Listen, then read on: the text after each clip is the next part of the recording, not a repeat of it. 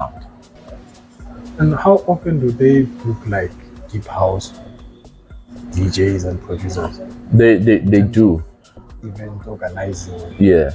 Look, now the industry obviously is saturated by the mainstream music, like your piano and all. But trust you me, the deep house scene is something that, for me, it's very mortal. You know, it won't end now. The crowd and the craft for those people are there. They are always there. There's people who listens to deep house, but unfortunately now, because of the industry, as I've said, which is saturated by the mainstream, it's kind of difficult to book a DJ, a Lali piano on I mean a Lali deep house go event, maybe a mainstream. You understand? But events like German Sundays, they are there to protect the craft of the house. Yeah. So how do you promote German Sunday? German Sundays, they've started back in 2018, and since then, man, that event has been growing and growing until I came to a point whereby I stopped due to some personal reasons. Seems like you're always stopping due to personal stuff. Yeah, sometimes you shouldn't cloud yourself in entertainment and then you forget dealing with yourself, because of if ever you will do things while when personally you are not okay, chances are whatever that you're going to do, it won't have a fruitful outcome. You understand? So the energy must relate to whatever that you are doing at the time. So you need to resonate the energy to the event, or as a DJ, or when I drop the mix, it must talk to me first, to say this, I can give it to the people and listen to it. You don't just do things because of you need to keep yourself out there. You understand? Sometimes in the Kawata, we end up not focusing more on ourselves. We're focusing more on entertaining people and forgetting about yourself and your happiness. So your happiness starts first. When you are happy, everything that you're going to touch, it will turn into gold. Yeah, sure. And then how would you advise like aspiring DJs, producers, that maybe in terms of record labels, you're not into a record label, sure. Maybe somebody somewhere they saw an opportunity and then they'd be like, yeah, we're interested in this person, and how about we sign you in? Yeah. What would you say to that person, DJ or a producer who just got signed to a record label? Look,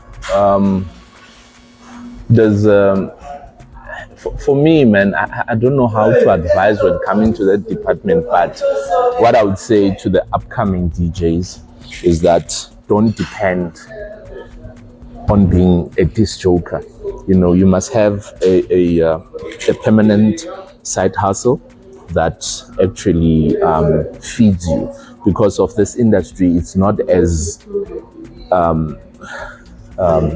glamorous as you see it. When you are inside, you see there's a whole lot of loopholes. You understand? So what I would advise is that upcoming DJs, make sure that get yourself a proper job and do this thing as an extra, because of it might hurt you when time goes if ever you depend on it a lot.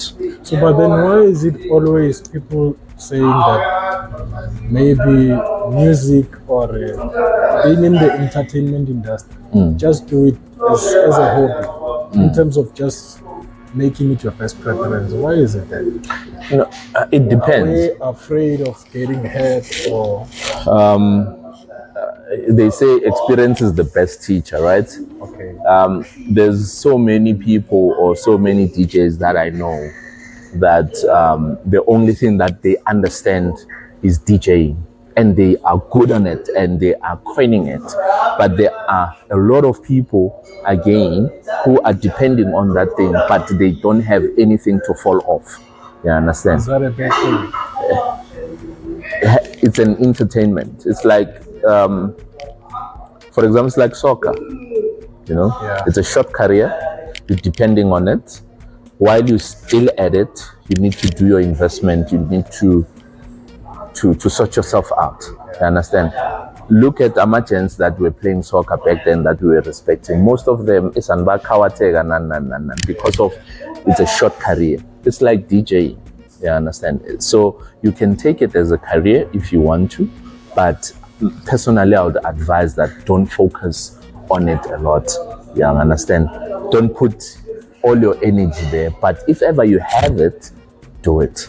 But it looks like you have it. You know why it looks like I'm having it? It's because of I'm not depending on it. You know? Okay. Yeah. Okay. That's why I do it all-heartedly. When I play, like I'm there, you know? Someone is playing because of that's his bread and butter. You understand? If ever I'm not booking, kunokuba try out industry, you know? My events are very tool. 4 months, 5 months, you are not getting bookings. How are you going to survive? That's the first question that you need to ask yourself. Yeah. Is that somebody else's problem or that's your problem? It's a personal choice. It's a personal problem that you choose. But when you choose it, you really need to know the repercussion of you choosing that particular career. To say, if ever it's my season, I'm getting booked each and every weekend, whatever money that I'm making, I need to save for dry season, because dry season always come. It always come. So now it's winter, it's been winter, events are slow. Events are September.